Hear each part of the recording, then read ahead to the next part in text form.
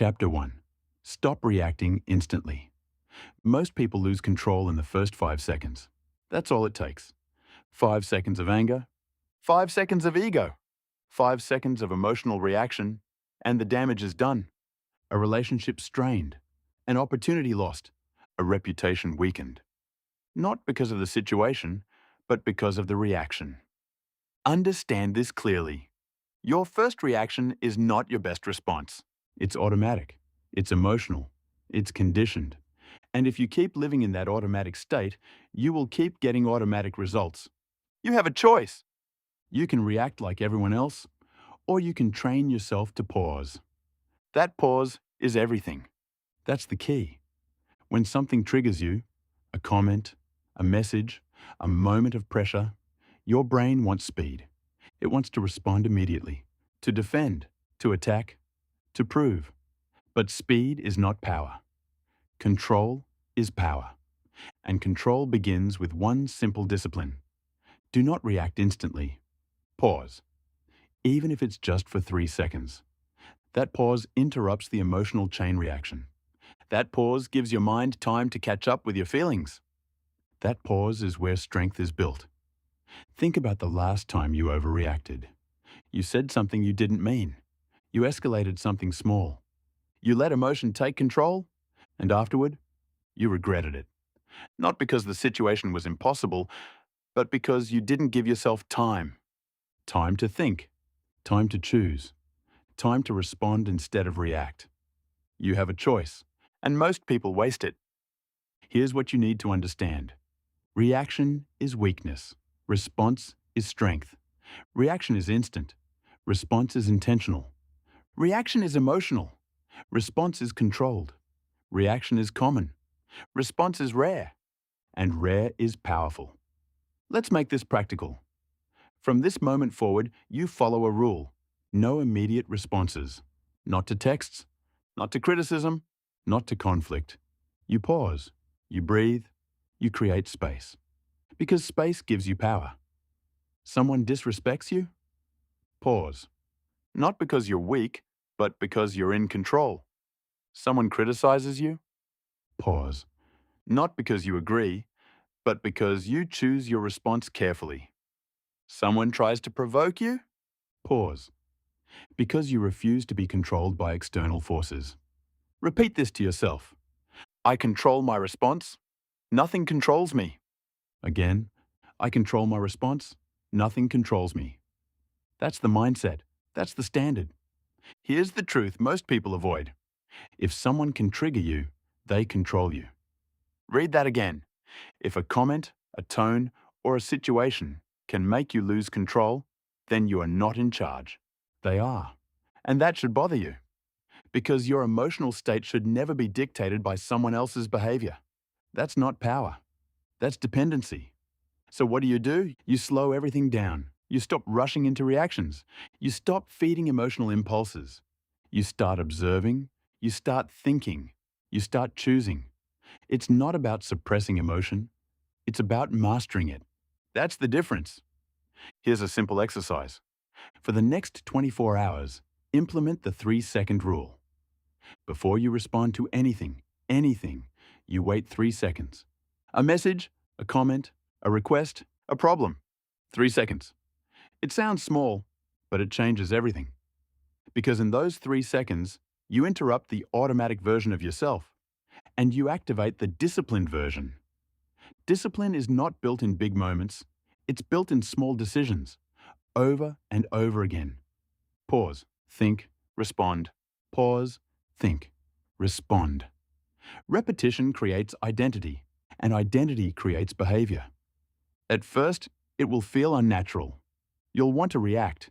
You'll feel the urge. That's normal, because you've trained yourself for years to respond instantly. Now you're retraining your mind, and that takes effort. But every time you pause, you win. Every time you delay a reaction, you gain control. Every time you choose your response, you strengthen your discipline. Let's go deeper. Why do people react instantly? Because of ego. Because of insecurity. Because they feel the need to defend, prove, or validate themselves immediately. But here's the truth. You don't need to prove anything instantly. You don't need their permission. You don't need their validation. You don't need to win every moment. You need control. That's it. Control is quiet. Control is patient. Control is intentional. And control always beats chaos. When you stop reacting instantly, something powerful happens. You become unpredictable. People can't trigger you easily. They can't manipulate your emotions. They can't pull you into unnecessary conflict. Because you're no longer playing the same game. You've stepped out of it. And that's where real power begins. Not in dominating others, but in controlling yourself. Remember this: the person who controls their reaction controls the outcome. Always. No exceptions. So the next time you feel that emotional surge, anger, frustration, urgency. Chapter 2. Control the story in your head. Every emotion you feel starts with a story. Not the event, not the person, not the situation. The story. That's what most people never understand. They think life happens and then emotions follow. Wrong. Life happens, you interpret it, and then the emotion follows. That's the chain. Event, meaning, emotion.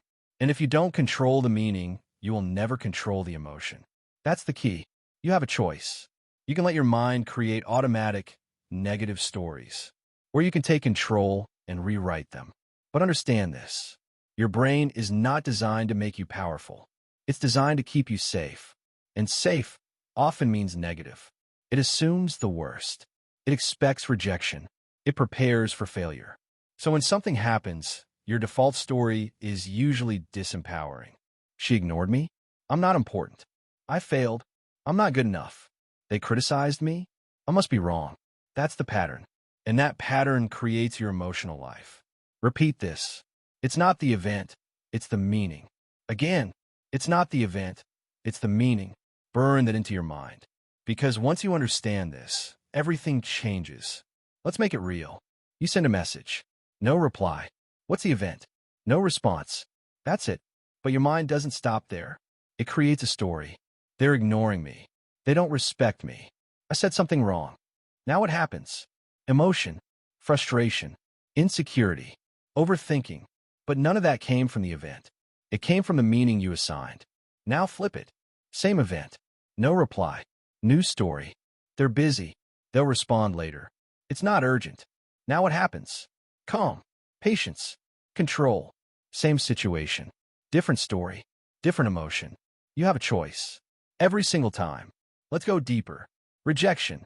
This is where most people lose control. They take rejection personally. They let it define them. But rejection is just an event. You decide what it means. Most people choose this story. I wasn't good enough. And that story destroys them. It kills confidence. It creates hesitation. It builds fear. But that's not the only story available. Here's another. This wasn't a right fit. This is redirection. This is part of the process. Now the same rejection becomes fuel. Now it builds resilience. Now it sharpens focus. Now it strengthens identity. It's not about what happened. It's about what you decide it means. That's the difference between weak minds and strong minds. Weak minds accept the first story. Strong minds question it, rewrite it, control it. Here's the problem. Most people never question their thoughts. They assume, if I think it, it must be true. That's a dangerous mindset, because your thoughts are often biased, emotional, and incomplete. They're not facts. They are interpretations. And interpretations can be changed. So here's the discipline. Challenge every negative story. Every time your mind creates a disempowering narrative, you stop. And you ask, is this the only possible meaning? Most of the time, it's not. There's always another angle, a stronger angle, a more useful angle. Let's make this practical. Something goes wrong. Instead of reacting emotionally, you run this process. What actually happened? Fact. What story am I telling? Interpretation. What's a better story? Control. That's it. Simple, but powerful. Example. You make a mistake at work. Fact. You made an error. Story. I'm incompetent. Emotion. Anxiety. Self-doubt. Now change the story. This is feedback. This is how I improve. This is part of growth. Now the emotion changes. Confidence replaces fear. Focus replaces doubt. You have a choice. Always. Here's another truth. Your brain will repeat whatever story you feed it. If you constantly tell yourself negative stories, your mind will default to negativity. If you train yourself to find empowering meanings, your mind will adapt. That's how conditioning works. Repetition creates belief. Belief creates behavior. So you must become intentional. You must choose your narratives carefully. Not fake positivity. Not delusion. Controlled interpretation. There's a difference. You're not ignoring reality. You're choosing the most useful version of it. Repeat this. I control the meaning. I control the emotion. Again, I control the meaning. I control the emotion. This is how you take power back. Let's address something important. This is not easy because your old patterns are strong. You've been thinking a certain way for years, reacting a certain way, interpreting things automatically. But that doesn't mean you're stuck. It means you're trained. And what's trained can be retrained. Every time you catch a negative story and rewrite it, you win. Every time you shift your interpretation, you build control. Every time you choose a stronger meaning, you strengthen your mind. And over time, something powerful happens. Your default changes. You stop assuming the worst. You stop taking everything personally. You stop creating unnecessary emotional chaos. Because your mind is no longer working against you. It's working for you. That's when emotional control becomes natural. Not forced. Not temporary. But automatic. Remember, it's not the event, it's the meaning. Never forget that. Because that one principle can change your entire life. You've learned to pause. Now you've learned to control the story. You're no longer reacting blindly. You're thinking. You're choosing. But there's another trap that destroys emotional control. The need to win. To prove. To be right in every moment. And that need will cost you everything if you don't control it. So now it's time to let go. Chapter 3. Detach from the need to win every moment. Most people are addicted to winning. Not real winning. Not long-term winning. Momentary winning. Being right in the argument. Getting the last word. Proving a point. Defending their ego. And in the process, they lose everything that actually matters.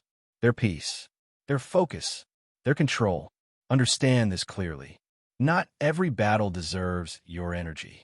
That's the truth. But most people don't live by it. They react to everything. They engage in everything. They fight every small war that appears in front of them. And they call it strength. It's not strength. It's lack of control. You have a choice. You could try to win every moment, or you can stay in control. But you cannot do both. That's the key. Repeat this.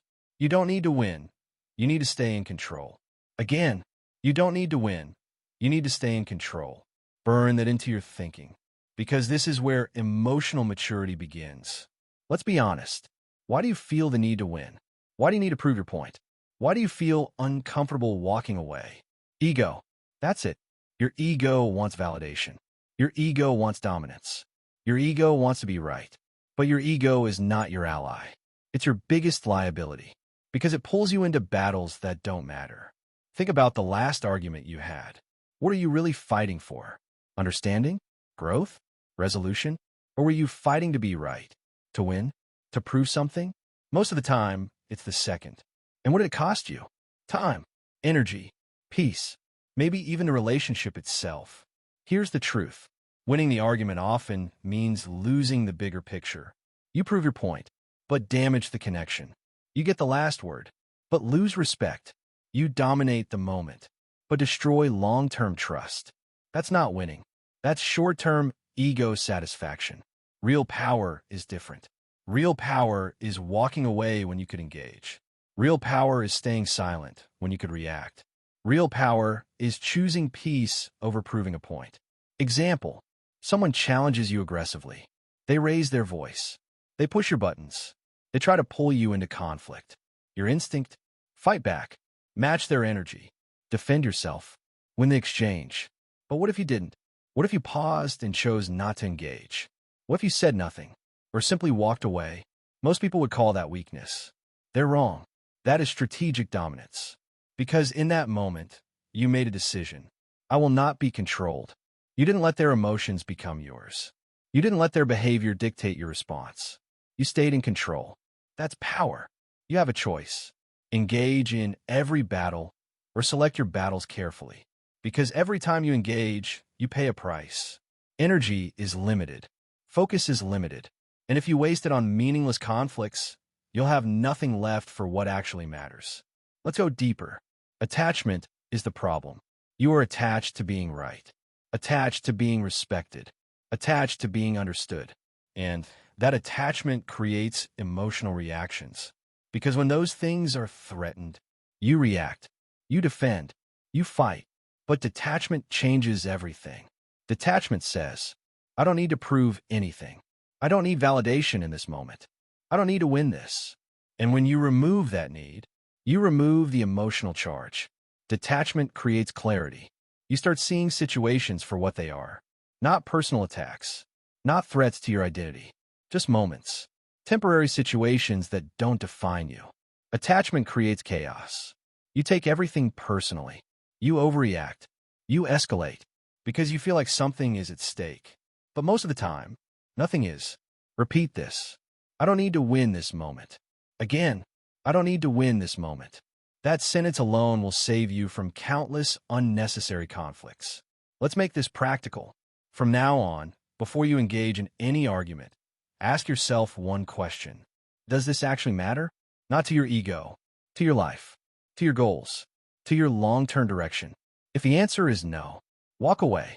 Stay silent. Let it go. This is not avoidance. This is discipline. There's a difference. Avoidance comes from fear. Discipline comes from control. You're not running away. You're choosing not to engage. Another rule. If it won't matter in a week, don't give it more than a minute. Think about that. Most arguments, most conflicts, most emotional reactions, they don't matter long-term. But people treat them like life or death situations. And they lose control because of it. You don't need their permission. You don't need their agreement. You don't need their validation. You need control. That's it. When you master this, something shifts. You become harder to provoke, harder to manipulate, harder to pull into drama. Because you're no longer reacting to every stimulus. You're choosing your responses carefully. And people will notice. They'll feel it. Your presence becomes calmer, stronger, more controlled. Because you're not chasing small victories. You're focused on bigger outcomes. Remember, not every battle deserves your energy. Say it again. You don't need to win. You need to stay in control. This is how you protect your peace. This is how you maintain focus. This is how you build emotional strength. Because at the end of the day, it's not about winning arguments. It's about mastering yourself. And every time you choose control over ego, you win where it actually counts. You've learned to pause. You've learned to control your thoughts. Now you've learned to let go of unnecessary battles. But there's another level to this. Because it's not enough to avoid chaos. You must become stable, consistent, unshaken. Chapter 4. Make calm your default state. Most people think calm is something you either have or you don't. They call it personality. They say, I'm just not a calm person. That's a lie. Calm is not a personality trait. Calm is a trained response. And anything that is trained can be built. That's the key. Right now, your reactions are conditioned. If you panic under pressure, that's conditioning. If you get anxious quickly, that's conditioning. If you lose control in stressful moments, that's conditioning. You weren't born that way. You trained it, repeated it, reinforced it, and now it feels automatic. But here's the truth. You can retrain your response. You can build calm the same way you built stress. Through repetition, through exposure, through discipline. You have a choice.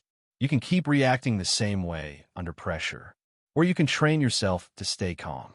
But understand this. Calm does not come from comfort. It comes from pressure. That's where most people get it wrong. They try to feel calm by avoiding stress, avoiding difficulty, avoiding discomfort, and that only makes them weaker. Because the moment pressure shows up, they break. Calm is built in the storm, not outside of it. Look at high performers, athletes in the final seconds of a game, surgeons in critical operations, leaders making decisions in chaos. Do they panic? No, they execute. Not because they don't feel pressure, but because they've trained themselves to stay calm inside it. They've been there before, again and again. They've faced pressure so many times that it no longer controls them. That's the difference. Repeat this. Calm is power. Calm is control. Calm is rare. Again, calm is power. Calm is control. Calm is rare. This is your standard now. Let's break it down. Why is calm so powerful? Because when you're calm, you think clearly. When you're calm, you make better decisions. When you're calm, you don't waste energy on emotion. You direct it into action. When you're not calm, you rush. You overthink. You react. And that leads to mistakes. So the goal is simple. Make calm your default state. Not something you access occasionally. Not something you rely on when things get extreme. But your baseline. Your standard. And that only happens through training. Here's how you start. You deliberately put yourself in controlled discomfort. Not chaos. Not overwhelm. Controlled pressure. Example. Cold showers. Simple. Uncomfortable. Controlled. Your body reacts instantly. Tension. Resistance. Stress. But instead of escaping, you stay. You breathe. You relax. You train your body to stay calm in discomfort. Another example. Difficult conversations. Instead of avoiding them, you lean into them. But this time, you control your tone. You slow your speech. You stay grounded, even when the other person isn't. That's training. Another example. High-pressure situations at work. Deadlines. Mistakes. Unexpected problems. Most people panic. You don't. You slow down. You focus on the next step. You stay calm while others lose control. Because you've trained for this. You don't rise to the moment. You fall to your training. That's the truth. So, if you've trained stress, you will default to stress. If you've trained calm, you will default to calm. You have a choice. Every situation is training. Every moment of pressure is an opportunity to react or to reinforce calm. Let's make this practical. From now on, when you feel pressure, you follow this rule. Slow everything down. Your breathing, your speech, your movements. Speed creates panic. Slowness creates control. When your heart rate rises, you breathe deeper. When your thoughts race, you focus on one thing. When chaos appears, you simplify. That's how calm is built. And at first, it will feel unnatural. Your body will want to react. Your mind will want to rush. But you don't follow that impulse. You override it. Repeat this. I stay calm, no matter what. Again, I stay calm, no matter what. This is identity, not just behavior. Because when calm becomes who you are, you don't have to force it. It becomes automatic. Here's what happens when you master this. People trust you more because you're stable. People respect you more because you don't break under pressure. People rely on you because when things go wrong, you stay right. That's rare. That's powerful. And internally, everything changes. You stop feeling overwhelmed. You stop overreacting. You stop losing control because your baseline is different. Remember, calm is not the absence of pressure. It's control within it. Most people are controlled by their environment. You will not be. You will control your response, no matter the situation. Repeat it one more time. Calm is power. Calm is control. Calm is rare. You've learned to pause. You've learned to control your thoughts. You've learned to detach from unnecessary battles. Now you're building emotional stability. But there's another layer. Because even if you're calm, you can still lose control if you take everything personally. And most people do. They internalize everything. They make everything about themselves. And that's where emotional weakness begins. So now, it's time to eliminate that. Chapter 5. Stop taking things personally. Most of your emotional pain is self-created. Not because of what happened, but because of how you made it about yourself. That's the truth. And most people don't want to hear it. Someone ignores you. You think, they don't respect me. Someone criticizes you. You think, there's something wrong with me. Someone is in a bad mood. You think, I did something. You see the pattern? You take neutral situations and turn them into personal attacks. And that's where emotional instability begins. Understand this clearly. Most things are not about you, but your ego makes them feel personal. That's the key. You have a choice. You can interpret everything through your ego, or you can step back and see reality for what it is. Repeat this. It's not about me. It's about the situation. Again, it's not about me. It's about the situation. This single shift will give you more emotional freedom than almost anything else. Let's break it down. Why do you take things personally? Because your identity is fragile. Because your ego is involved. Because you feel the need to protect how you're perceived. So when something happens, your mind asks, what does this mean about me? And that question creates problems. Because now everything becomes a reflection of your worth. But here's the truth. Not everything is a reflection of you. In fact, most things aren't. Example, someone criticizes your work. Your default reaction? Defensive, hurt, triggered. Because you interpret it as, I'm not good enough. But what if that's not what it means? What if it simply means they have a different perspective? They see something you don't. They're expressing their opinion. That's it. No attack. No insult. No judgment of your worth. Just information. But your ego doesn't like that. It wants to protect. It wants to defend. It wants to react. And that reaction creates emotional chaos. You have a choice. You can react to protect your ego, or you can stay calm and evaluate the situation objectively. Let's go deeper. People operate based on their own experiences, their own emotions, their own insecurities. So when they speak, act, or react, it's coming from them, not you. Someone is rude, that reflects their state, not your value. Someone dismisses you, that reflects their priorities, not your worth. Someone criticizes you harshly, that reflects their communication, not your identity. Repeat this. Their behavior is about them, not me. Again, their behavior is about them, not me.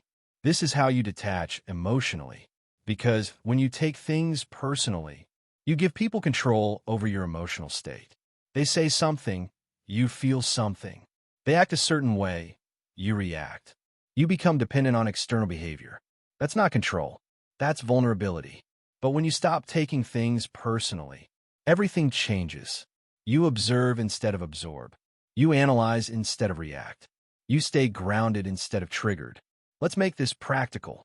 Next time something triggers you, ask, is this really about me? Most of the time, the answer is no. And even if it is, you still have a choice in how you respond. Another rule, separate feedback from identity. Feedback is about behavior. Identity is about who you are. Do not confuse the two. You made a mistake? That's behavior. It does not define your identity. Someone points it out? That's information, not an attack. This is how strong minds operate. They extract value from situations without attaching emotion unnecessarily. Weak minds do the opposite.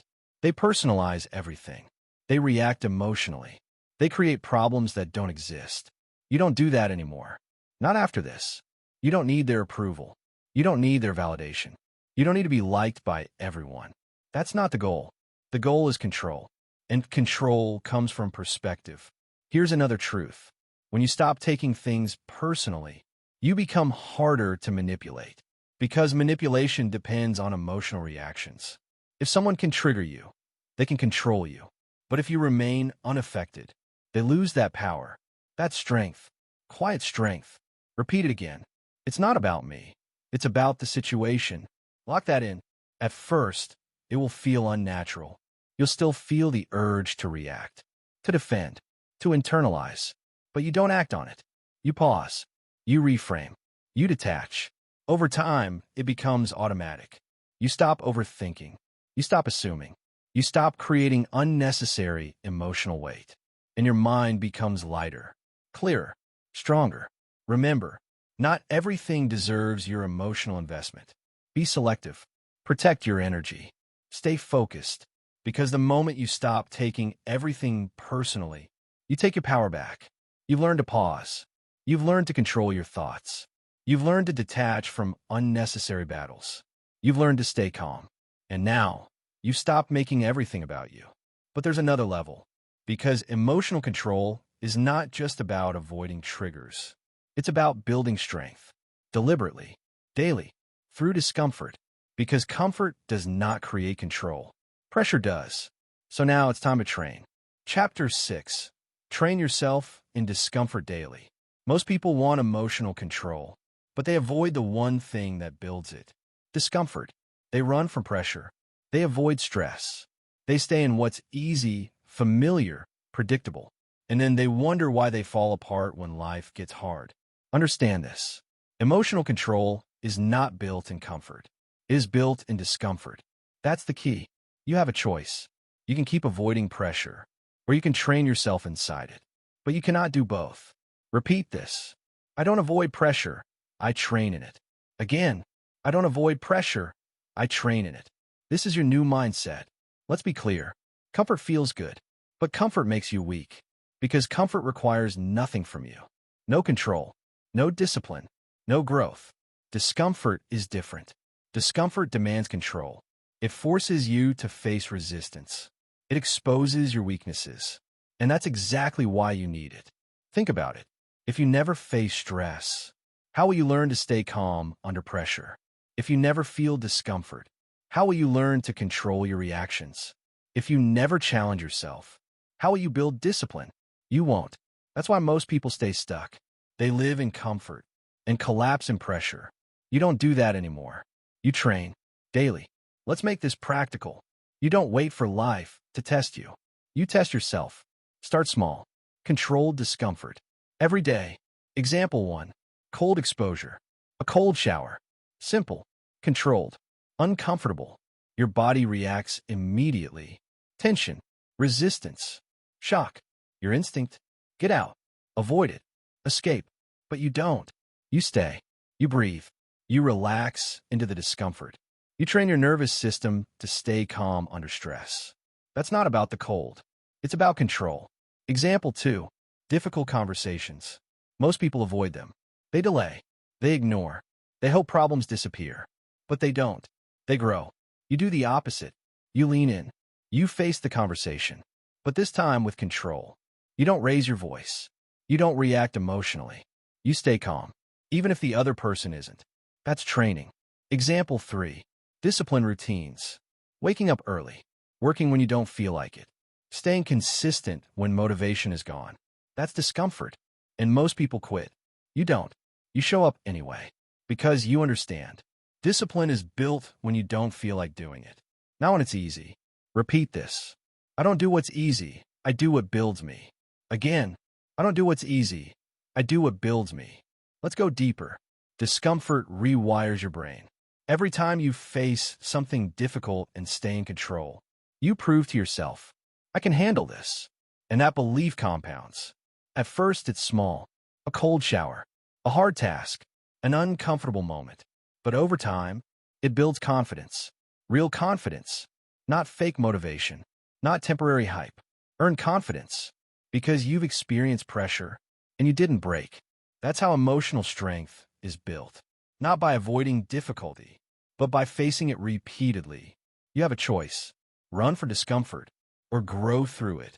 Here's the truth. Life will bring pressure anyway. Unexpected problems. Stressful situations. Moments that test you. You cannot avoid that. So the question is, will you be ready?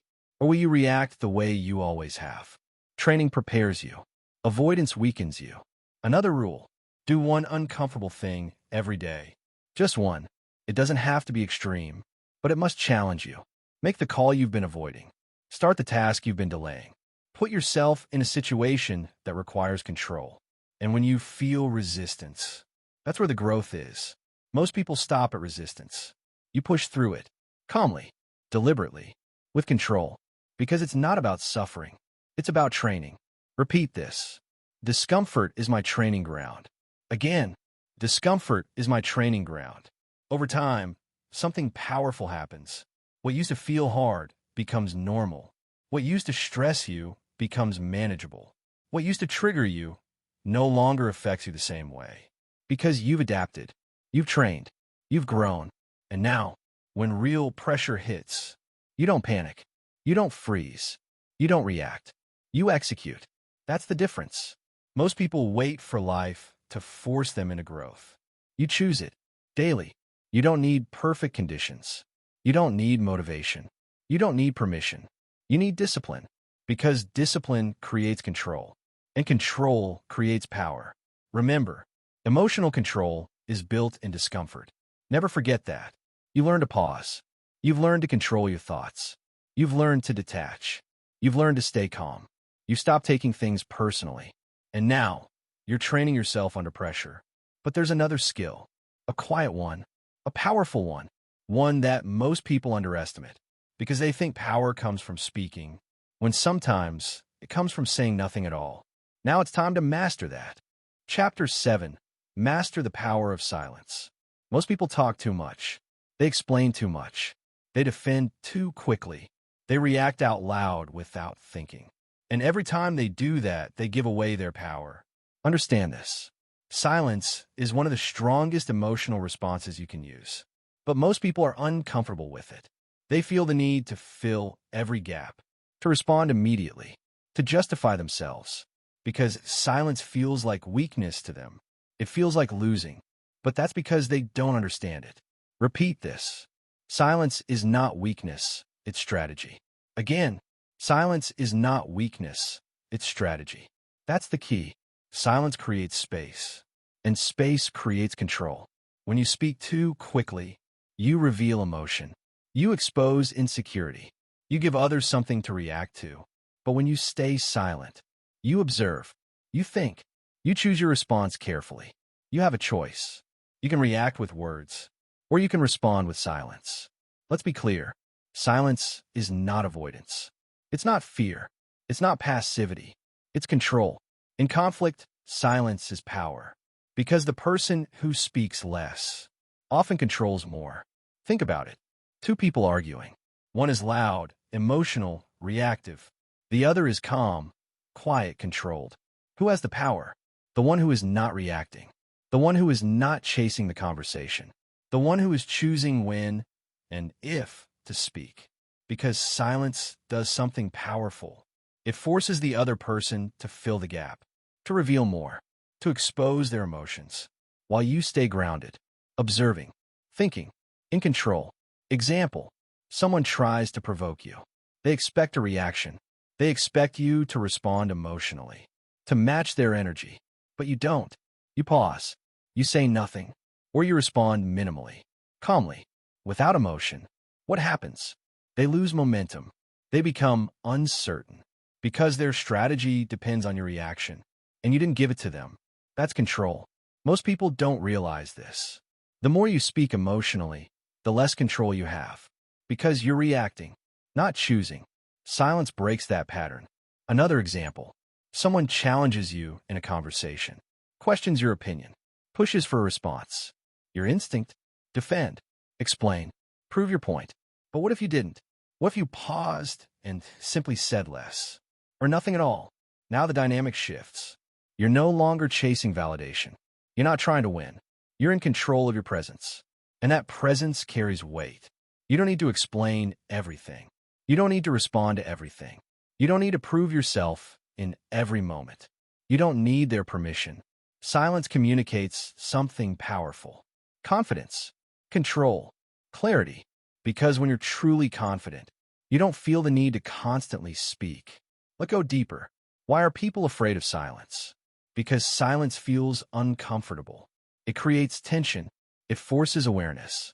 And most people are not comfortable with that. So they talk. They fill the space. They escape the discomfort. But you don't escape it. You use it. Silence becomes your tool. In conversations, you pause before responding. You think before speaking. You choose your words carefully. And when you do speak, your words carry more weight because they are intentional, not reactive. That's the difference. Another rule. Not every thought deserves to be spoken. Think about that. Most of what people say is unnecessary, emotional, reactive, impulsive. You filter, you refine, you reduce, because less is more. Repeat this. I speak less, but with purpose. Again, I speak less, but with purpose. This is how you build authority, not by talking more, but by talking better. And sometimes, by not talking at all. Silence also protects your energy. Every unnecessary conversation, every pointless argument, every emotional reaction, it drains you. But when you choose silence, you conserve that energy. You stay focused. You stay grounded. You don't get pulled into chaos. That's discipline. You have a choice.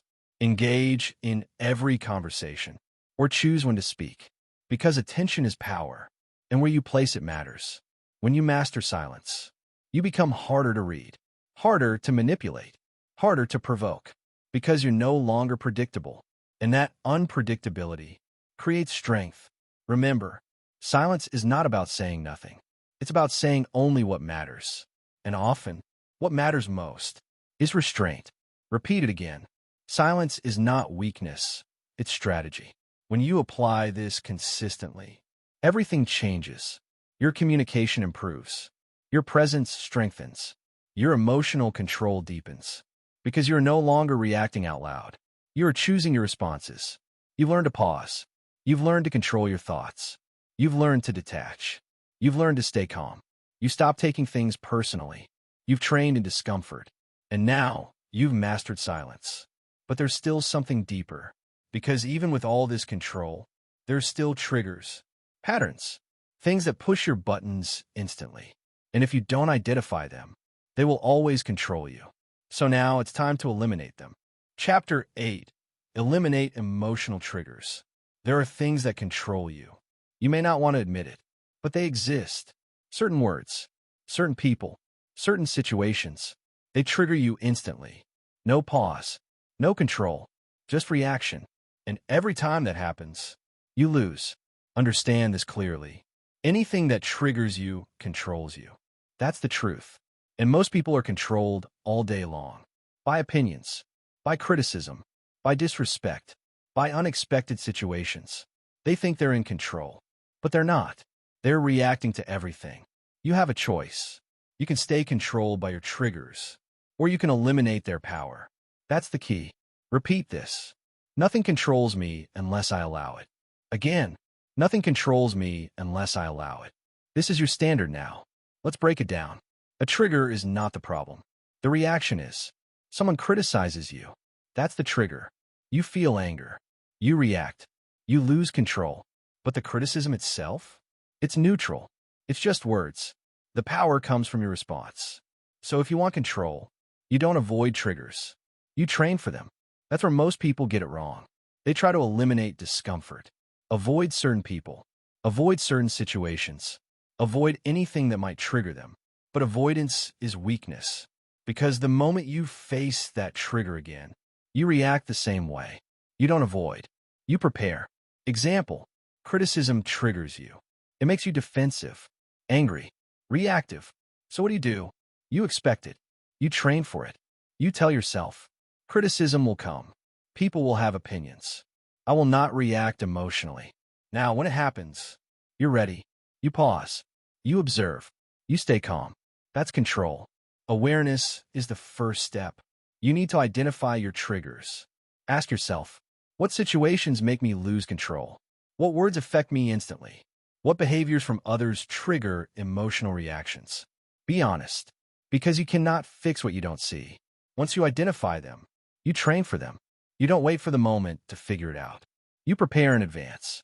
You visualize the situation. You imagine the trigger, and you rehearse your response. Calm, controlled, intentional. This is mental training, and it works. Because when the real moment happens, it's not new. You've seen it before. You've practiced it. And instead of reacting, you execute. Repeat this. I expect the trigger, and I control the response.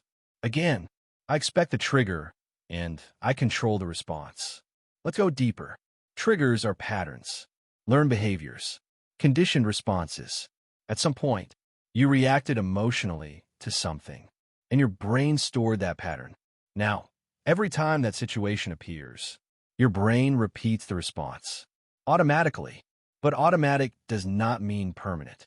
It can be changed through awareness, through repetition, through discipline.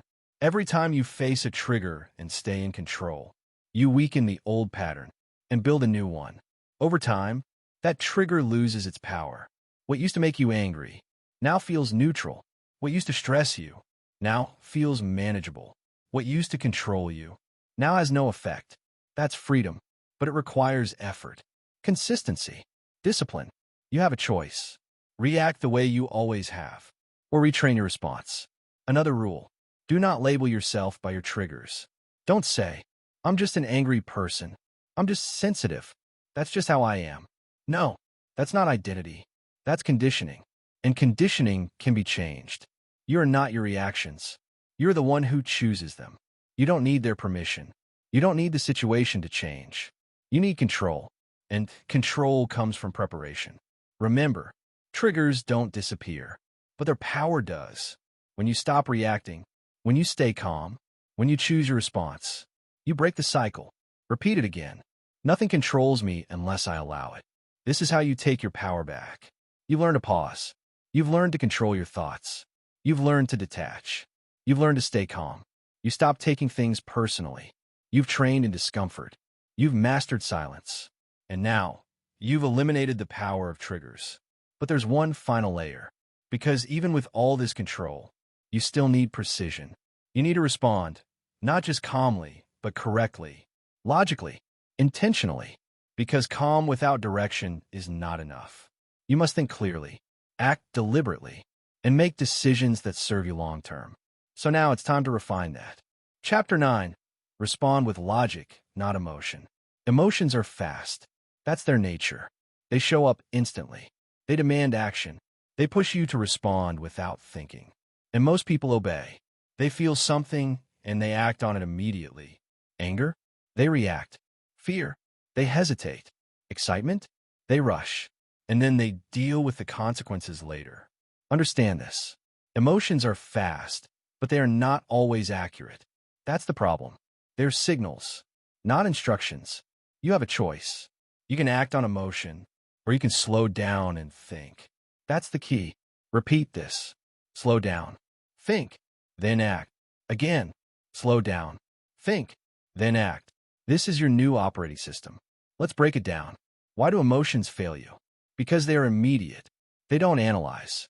They don't evaluate. They don't consider long-term consequences. They react to the moment. Logic is different. Logic takes time. Logic asks questions. Logic considers outcomes. And that's what creates precision. Your goal is not speed. Your goal is accuracy. Because a fast, emotional decision is often the wrong one. Think about business. Someone sends a message you don't like. Maybe it's criticism. Maybe it's rejection. Maybe it's disrespect. Your emotional response? Fire back. Defend yourself. Prove them wrong. But what happens when you do that? You damage relationships. You lose opportunities. You make decisions you regret. Now apply logic. You pause. You analyze. You ask, what is the best outcome here? What response serves me long term? What actually matters? Now your response changes. It becomes controlled, strategic, effective. That's the difference. Emotion reacts to the moment. Logic responds for the future. You have a choice. Short-term reaction or long-term result. Most people choose the moment. That's why they stay stuck. You don't. Let's go deeper. Emotions are not the enemy. They have value. They signal what you care about. They highlight what matters. But they are not decision makers. You feel them. You acknowledge them. But you don't obey them. That's discipline. Repeat this. I feel emotion, but I follow logic. Again, I feel emotion, but I follow logic. Let's make this practical. A situation happens. You feel an emotional reaction. Instead of acting immediately, you run a process. Step 1. Pause. Always. No exceptions. Step 2. Identify the emotion. What are you feeling? Anger? Fear? Frustration? Step 3. Ask. What is the logical response? Not the emotional one. The effective one. Step 4. Act with control. That's it. Simple, but powerful. Example. You receive negative feedback. Emotion says, defend yourself. Logic says, evaluate the feedback. What can I learn? What is useful here? What improves me? Now the same situation becomes growth. Another example. You face a setback. Emotion says, give up. Logic says, adjust strategy. What went wrong? What can I change? What's the next move? Now the setback becomes progress. You see the pattern? Emotion limits. Logic expands. You have a choice. Here's another truth. Emotional decisions are often temporary. Logical decisions are sustainable. Think long term. Always. Because every decision you make builds your future. And if your decisions are based on emotion, your future will be unstable. But if your decisions are based on logic, your future will be solid. That's how you build control. Another rule: if the emotion is high, delay the decision. Never decide when you're angry. Never commit when you're overwhelmed. Never react when you're triggered. Wait. Let the emotion pass. Then think clearly, because clarity comes after emotion, not during it. Repeat this: I don't decide in emotion, I decide in clarity. Again, I don't decide in emotion, I decide in clarity. This is how strong minds operate. They don't rush. They don't react. They don't let feelings dictate outcomes. They think. They analyze. They act with precision. And that precision creates results. You don't need to be the fastest. You need to be the most accurate, because accuracy wins over time. Always. Remember, slow down, think, then act. That's how you eliminate regret. That's how you improve decisions. That's how you stay in control. You've learned to pause. You've learned to control your thoughts. You've learned to detach. You've learned to stay calm. You stop taking things personally. You've trained in discomfort. You've mastered silence. You've eliminated triggers. And now, you respond with logic. But there's one final piece. Because all of this only works if it becomes who you are, not something you try occasionally, not something you remember sometimes. It must become your identity. Because when it's your identity, it's automatic. So now, we finish with the foundation of everything. Chapter 10. Build an unbreakable emotional identity. Everything you've learned so far means nothing if it's not who you are, not something you try, not something you remember sometimes, not something you apply only when it's convenient. It must become your identity. That's the final level. Because in moments of pressure, you don't think, you don't analyze, you don't search for the right strategy. You default. You fall back on who you are. And if your identity is weak, your reactions will be weak. If your identity is inconsistent, your behavior will be inconsistent. That's the truth most people avoid. They want control without changing who they are. But behavior follows identity. Always. You have a choice. You can keep reacting based on old patterns, or you could define a new standard for yourself. Repeat this: I don't rise to the moment, I fall to my training. Again, I don't rise to the moment, I fall to my training. This is the foundation. Let's make it clear. If you haven't decided who you are under pressure, the moment will decide for you. And the moment is emotional, unpredictable, reactive. That's why people break, because they rely on the situation instead of relying on identity. You don't do that anymore. You decide in advance. Who are you when things go wrong? Who are you when you're challenged? Who are you when emotions rise? You answer that now, not later, not in the moment. Now, example: I am calm. I am controlled. I do not react. Simple, clear, non-negotiable. This is not affirmation. This is identity programming. Because when you repeat something consistently and back it with action, it becomes real. Let's go deeper. Identity removes decision fatigue. If your identity is unclear, every situation becomes question. Should I react? Should I stay calm? What should I do? That hesitation creates inconsistency. But when your identity is clear, there's no question. You don't ask if you should stay calm. You are calm. You don't ask if you should react. You don't react. It's automatic. That's power. You have a choice. Live reactively or live by design. Let's make this practical. You create your emotional identity, and you repeat it daily. Not casually, not occasionally, daily. You say it. You think it. You act on it. I am calm under pressure. I think before I act. I stay in control at all times. And then, you prove it. Because identity without action is meaningless. Every time you pause instead of reacting, you reinforce the identity. Every time you stay calm under pressure, you strengthen it. Every time you choose logic over emotion, you confirm it. Repetition builds belief. Belief builds identity. Identity drives behavior. That's the cycle. And once that cycle is strong, everything becomes easier. You don't struggle to stay calm. You don't fight to control emotions. You don't force discipline. It's who you are. Repeat this. This is who I am now. Again, this is who I am now. Let's go even deeper. An unbreakable identity is not situational. You don't stay calm only when it's easy. You stay calm when it's hard. You don't stay controlled only when things go your way. You stay controlled when they don't. Because identity does not change with conditions. That's what makes it unbreakable. Most people are conditional. They are calm until they're triggered. They are disciplined until they're tired. They are focused until they're distracted. You are not. You are consistent because your identity is stronger than the situation. And that's where real control lives. You don't need motivation. You don't need perfect conditions. You don't need external validation. You have identity, and identity is enough. Remember, you don't rise to the moment. You fall to your training. So train your identity every day, because when pressure comes, and it will, you won't panic. You won't react. You won't lose control. You will respond calmly, clearly, powerfully, because that's who you are.